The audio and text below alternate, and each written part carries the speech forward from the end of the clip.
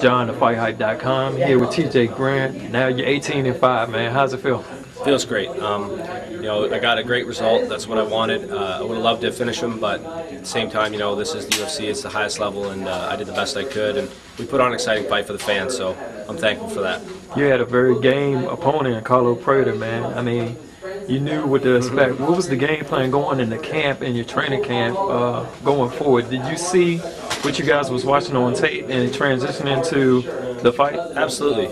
Scott does a good job, my manager and coach, of game planning and coming up with a strategy. And we watched film together, and I was seeing all the same things. So what we wanted to do was you know, dictate the pace. That's the biggest thing for me, and that's what we did. And there's a lot of other things, little things that we worked on, and they were there in the fight, and we got the result we wanted. You know, it was exactly the way we hoped it would go, except for the finish wasn't there.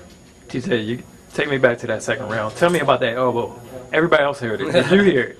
Yeah, oh yeah. I actually, in between rounds, I heard Kenny Florian talking about it sounded like a baseball bat or something like that. I could hear him. I don't usually hear what's going on outside the ring, but I heard a little bit of commentary there. You know, I was pushing on his bicep. I was feeling the right resistance. When I took it away, bang, it was there, and you know, it was a nice clean elbow. I landed two of them, but the first one definitely did its work for sure. That was a nice treat and surprise for the fans. Yeah, absolutely. And I mean, even in the third round, let's go there. You had his back, you slammed him, and you went to R-bar. Still nothing. Like I said, tough game opponent. Was that frustrating for you? You know, I mean, I won. I'm happy. I did want to get the finish out there. In the third round, I felt like he was behind, and he knew he was behind. I was expecting him maybe to show a little bit more desperation, but you know, it didn't really come out.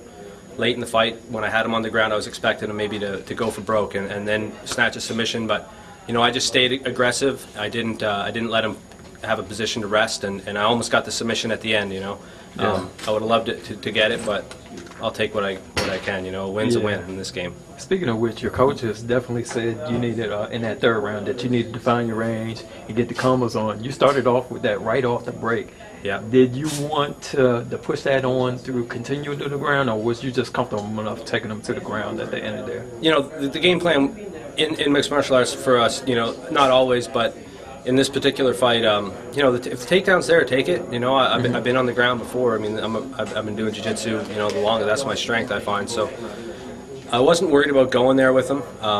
You know, in the end, I'm just trying to keep take right. until eventually I take the ultimate. You know, and that's a submission or a knockout. And that was the plan. But I mean, I heard a lot of good coaching. You know, at the end of the first round, Scott was telling me to start doubling up my jab, and I got effective with it. Exactly. But then the second round came. I clinched up early. We took the fight to the ground. I never really got off. Third round, I definitely found my range again, and I was able to do what I needed to do. How do you grade your performance? What do you feel you need to work on, capitalize on going forward? I mean, hey, there's always room for improvement. You know, find my range, double up my punches, combinations. You know, I felt like a couple times I was head hunting without, you know, doubling up, without setting it up. I mean, that's basic striking, but you know, when you're competing at the highest level, sometimes you know, you make mistakes, and I'm gonna improve off that. And you know, I'm my biggest critic, so that's what I'm gonna do. Is I'm gonna go home, critique my performance. Scott's gonna critique my performance, and we're gonna go from there. 2 wins in a row for you. I know you said, you know, you could leave it up to the guys, but you can tell us if there's anybody you want in particular. Hey, you know what? There's not anybody in particular, but you know, I got my eyes on everybody in the lightweight division right now. You know, for me, I want to get out there. I want to fight on a main card. I want to, you know, get my name out there. You know, I've been in the UFC. This is, I think, my 9th fight or 8th fight. You know, I'm a veteran of this sport, and I'm ready to fight at the highest level against the best guys, and that's what I'm here to do. And you know, hopefully Joe Silva can come up with something good for me next. Anything you got to say in closing? I just want to thank, you know, all my teammates at Fit Plus, and you know, everybody that helped prepare me for this fight. You know, I got all my sponsors: Echo, Rat, Goods Property Maintenance, KTM or ATM Cash Bin, Rivalist, and Popeyes. You know, thank you guys for all your help, and you know, I'm gonna keep on going. Tell your fans and supporters how to reach you online. TJ_Grant at Twitter, and Facebook TJ Grant. Just click on my like page, man. I update that, and you can get a hold of me anytime. That's TJ Grant at UFC. Thanks for your time, TJ. Appreciate it. Thank you.